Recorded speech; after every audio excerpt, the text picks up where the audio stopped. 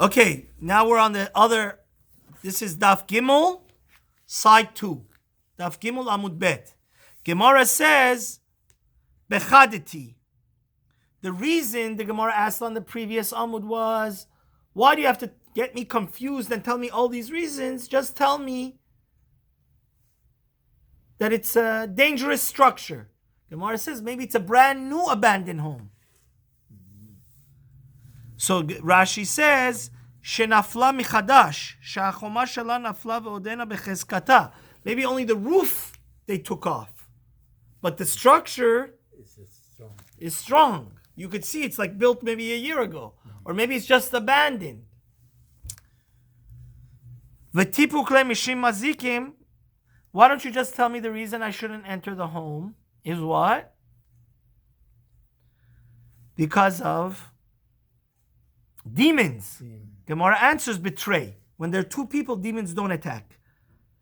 Gemara says, "I betray chashad nami leka." So if there's two people, people are only going to think that you're doing hanky-panky bad stuff in the abandoned house if it's one person.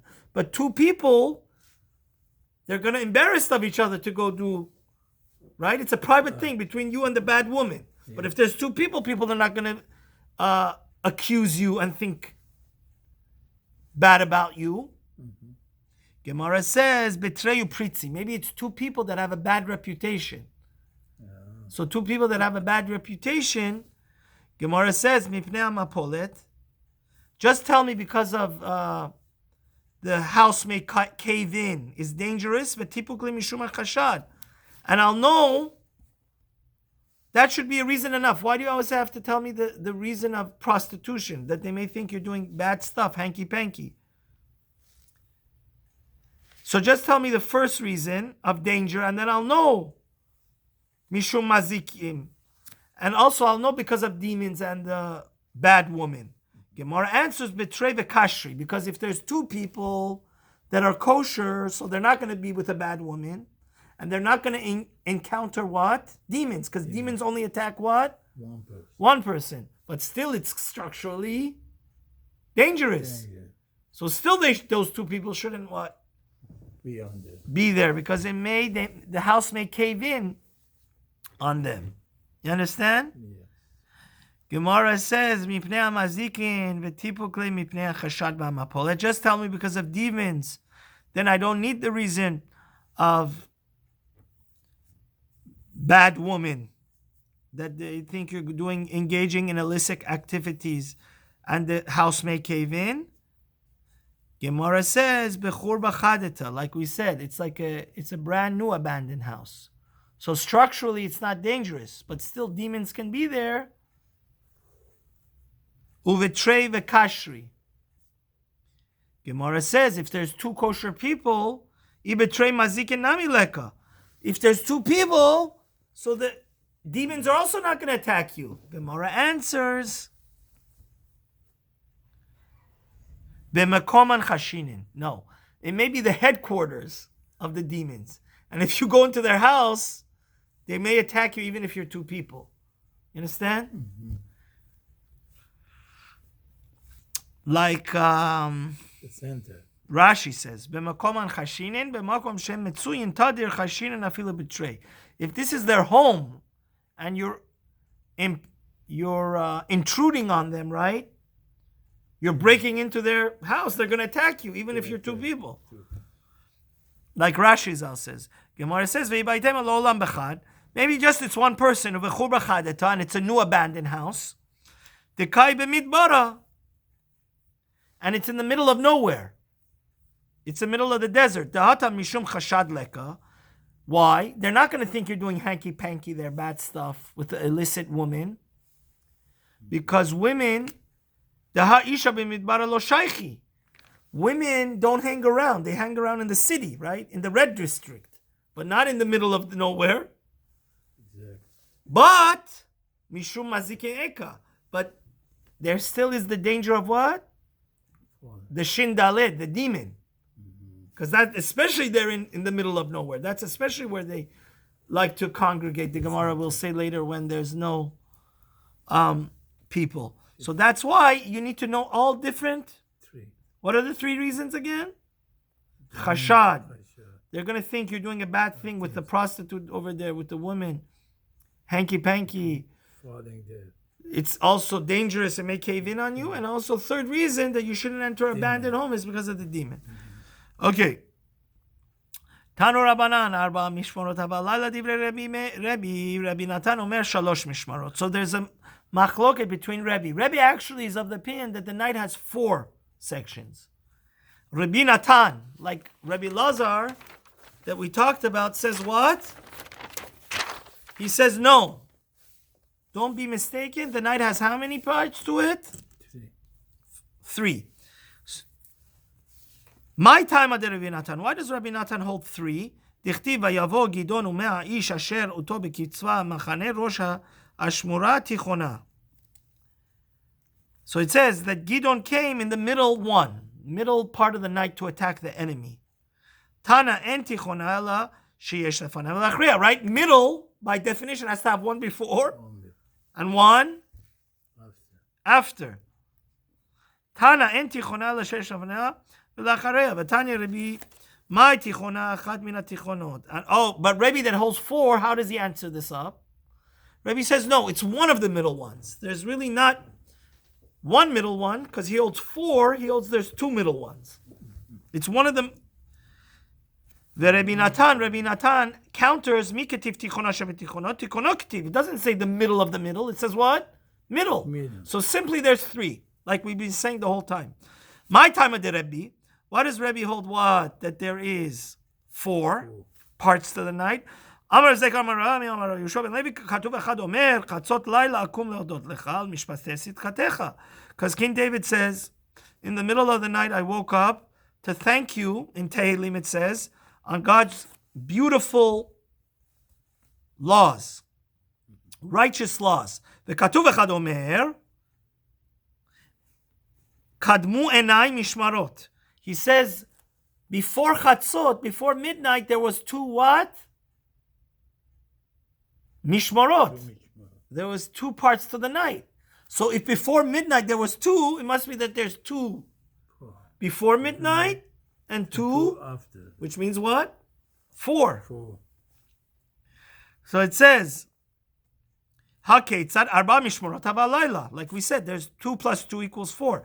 Rabbi Natan savar la keRabbi Yoshua. Rabbi Natan says, no. Don't be mistaken. I interpret this pasuk like Rabbi Yeshua. Rabbi Yeshua Omer Shalosh.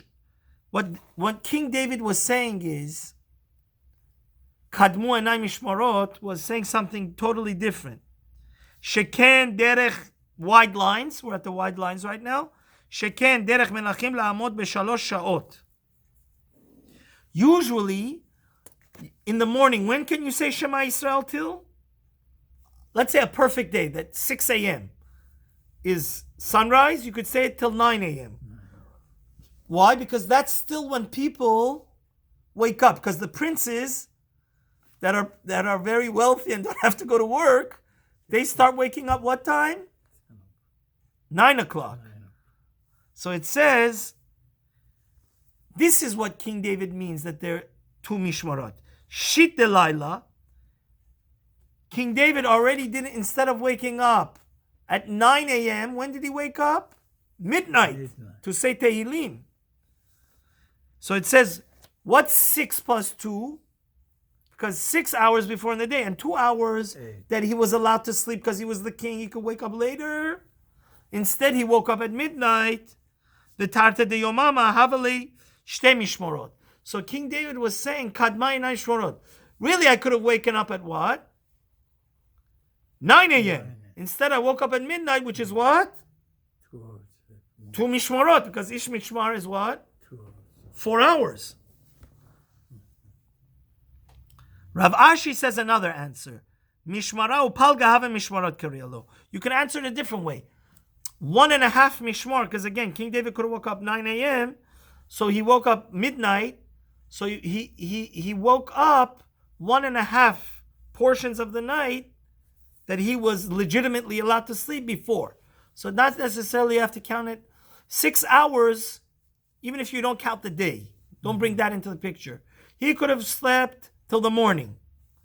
he woke up 6 hours before the morning, because midnight, he could have woke up 6 a.m. So that was 1.5 mishmar that he, that's what he says in Tehillim. God, I love you so much to thank you that I woke up 1.5 portions of the night. So we round up 1.5 is the same thing as what? 2, because we round up. This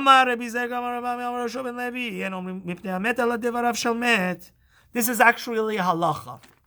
When you're in the house, right? Your mother just passed away last week.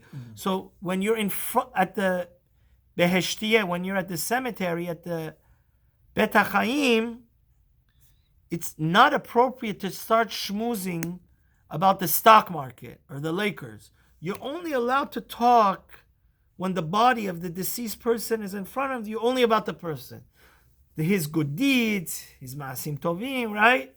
Exactly. Because the neshama of the person is hovering, the Zohar says, above his dead body. Right. And he's going to feel, Rashi, the Mefarshim explain, he's going to feel that they already forgot about me. My body's lying right here. Instead of talking about me, they're talking about round him. So it says you're only allowed to talk things that are pertinent, that have to do with the person, with his personality, with his life, with his accomplishments. Amar Rabbi Abba bar Kana lo amrin ala b'divrei Torah. This is only talking about divrei Torah, which, let's look at Rashi. So it says, לדיברי תורה, אסור לספר לפניו שהכל חייבים לספר בהם. והאמת דומם והיה נוהג לראש חרב לעושהו. It says, this is only saying you're not allowed to say divrei Torah, like start learning Daf Yomi in front of the dead person. Because his body is there and he feels agonized. Because when he dies, he realizes, oh wow, they're learning and I'm dead. I can't. So it's like torture to him because he also wants to join your learning, but he can't. So you can't. If you say words of his good deeds, that's good. But if you start saying random divrei Torah, that's not about the person. You're making fun of him. Rashi says. So it says, Aval mili de alma let lamba. But if you just want to talk about the stock market or the news, that's okay. But other people say no. Rab Abba bar Kana lo amrin ela filu b'divrei Torah. V'kol sheken mila d'alma. No, like I said before, for sure divrei Torah you're not allowed to start learning Daf Yomi there in front of the dead person because he can't participate and he feels bad that maybe he didn't learn when he was alive enough. So it's like that's why we have to put on our sisid and you're not allowed to go with tefillin, right? Because you're kind of like poking him in the nose and saying, I could learn, but you cannot. And for sure, what? Like I said before, you should not talk about the stock market either. Only about things of the greatness and the specialness and the uniqueness of this soul that passed away. And Baruch Hashem, the Shas I have here brings down the halachic part. The Ein Mishmat says from the Rambam, En omrim bifnei hamet ela dvarim shel met, aval la'asok b'divrei Torah befanav o bebet kefarot asur. So it seems the Rambam is paskening like who? The first opinion. Torah you're not allowed to learn, but other things you're allowed to talk about. Let's read the Shulchan Aruch. En omrim bifnei hamet ela dvarim shel met, kegon sarche kfurato vehesped, aval shar kol dvarim asur. So actually the halacha is like this, actually, my dear friend, that while the person's body just died, remember like you were onen last week, you're absolved from all the mitzvot of the Torah. You don't say amen, you don't say beracha, you quickly have to do everything so as soon as possible they should bury the person, the beloved one. Yeah. That's what the Shulchan Aruch explains. But to learn in front of him and start saying brachot in front of him and this is not allowed. But it seems that they hold halachically, if you start in front of the person talking about the news, that's not a problem. That's not considered disrespect. The only disrespect is to learn in front of him. but other things you're allowed to. Let's go ahead. The David bepaga delayla haveka kai miurta havekai. It says King David from night he would wake up. He would already wake up not from midnight, from the beginning of the night. Dichtiv kadamti beneshev v'shram amada v'neshev urtahu.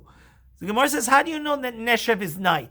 So the Gemara is suggesting now that he didn't wake up at midnight. Rather, he woke up when? At 9 p.m. Dichtiv beneshev berev yom be'ishan laila. It says clearly neshev is laila. You understand? Va'afelav amar Rav Oshia amar Rav hachik amar me'olam lo avar chatzar laila b'shina. King David says no, actually. Not that he woke up at the beginning of the night. He said, I never went past midnight and I didn't wake up. David HaMelech Yisrael Chai V'Kayam would always wake up what? At midnight. Rab Zera understands it a different way. Amar ad chatzot halayla hava mitnamem kesus. No. Beginning of the night, he wasn't totally asleep. He was snoozing. He was like napping, waking up and like a horse that doesn't actually like sleep. Mikan ve'elech mitkaber ka'ari. So he was never officially sleeping. Just the first 3 hours of the night, he was like resting, napping. Then, at midnight, he would get up like a lion.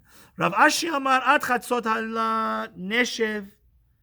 Rav Ashi ad chatzot laila yosek b'divrei Torah. Mikan ve'elech b'shirot v'tishbachot.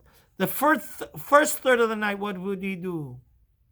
Learn Torah. After that, he would write Tehillim. That's when he would sing Tehillim. From what? From midnight. Beneshaf urtahu, haneshef safrahu. No. Why are you saying Neshef is night? Another place we see that Neshef is morning. Dichtiv vayakum David ma'aneshef ad ha'erev lemacheret. It says King David, from morning till night, destroyed the enemies of the Jews. My love misafra vad laila. Doesn't it mean from the morning to the day? Gemara says no. Lo mi urta vad urta. Maybe it means no, that King David didn't sleep that day. From the beginning of the day till the next morning, maybe, the Gemara is suggesting, he was destroying the enemies of the God. Gemara says, Ihachi lichtev me'aneshev ad neshev, or me'erev ad erev. If so, it should say the same word. King David destroyed the enemies from neshev to neshev, or erev to erev, because you're saying that neshev is what? Night. Why does it change the word? Neshev ad erev. It means neshev is morning. Gemara says, Ela amar Rabba trei neshvihu. Neshef laila v'ati yomama, neshef yomama v'ata laila. Neshef means the day changes. So sometimes it's like the going from day, it means the day turns over. So sometimes it turns over. Neshef means from night to day or day to night. So it's like it has two meanings. It doesn't literally mean day or night. It means the day, the changing of the day. Okay, let's finish up the Amud.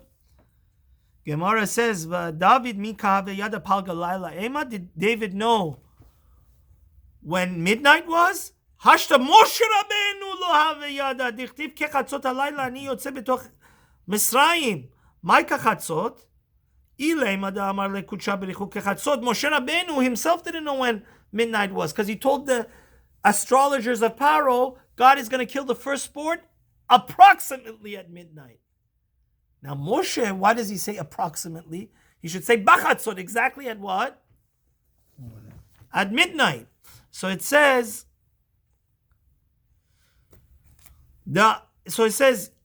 what's going on here? Did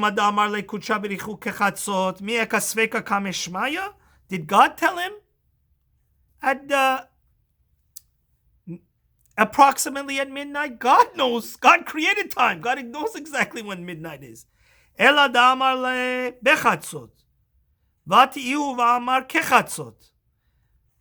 told him exactly at midnight. Moshe changed it to about midnight. Alma Sveikale. Moshe himself didn't know. The David Havayada, Gemara says, you know why King David knew? He had a special alarm clock. David Simana Havale. Damar Ravi Barzidna Amar Shuman Chasida. Kinor Hayotala Lamala Mitoto Shel David. Vekevan Sheyegia Chatzot Halayla Ba Ruach Sefonit Venoshevet ומנגן עליו מיד הווה עומד ועוסק בתורה שעלה עמוד השחר. It said, actually King David had a fascinating alarm clock. His harp, Ura Hanevel Vakinor, would God would send a northern wind, like an alarm clock, make a noise, and he would wake up. So right at the beginning of the day, the wise people, the Chachamim, would come to David to ask him for advice. Amru lo Adonenu Amelech, Amcha Yisrael Serchim Parnasa. He said, the economy is not doing good.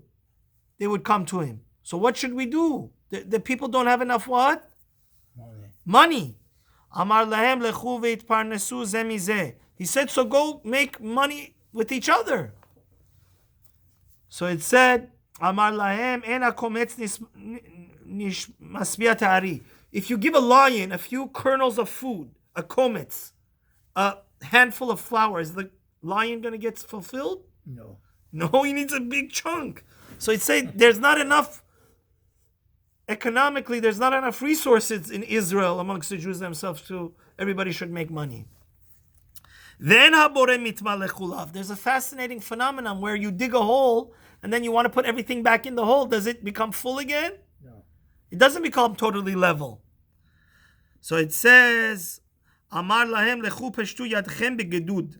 He said, so if so, go wage war against the enemies of the Jews and get more lands so you could have new resources. Right? Yeah. So it says, Miad yotzim b'Achitofel, v'nimlachin b'sadreim v'sholim. So they would go to the chief of his army, Achitofel, to see how to wage war, right? Because they need to destroy the enemies of the Jews, get new lands so they could make more parnasa. And they would also ask the Supreme Court, the Sanhedrin. And finally, they would ask what? The breastplate of the Kohen Gadol, which was like a straight email to God. Should we go to war? Are we going to win? Or no? And then it would light up. Amar Rav Yosef Maikrav Achar Achitofel Benayahu. V'Aviatar v'Sar Asava leMelech Yoav Achitofel. Because it says, we learn from this pasuk that this is how they should go. First, they have to go to the general. Then they go to the Supreme Court. Then they go to what? So it says, Sar Seva'a, who was the head? Yoav was Achitofel. Yoav and Achitofel, they were the what? The advisors of the king, the general. וכן הוא אומר, ועצת אחיתופל אשר יעץ בימים ההם כאשר ישאל בדבר אלוהים. It says like, Achitofel was such a good general, he was such an expert in war, that it was like Kivyachol asking God whether they should go to war or not. Chazak u'baruch.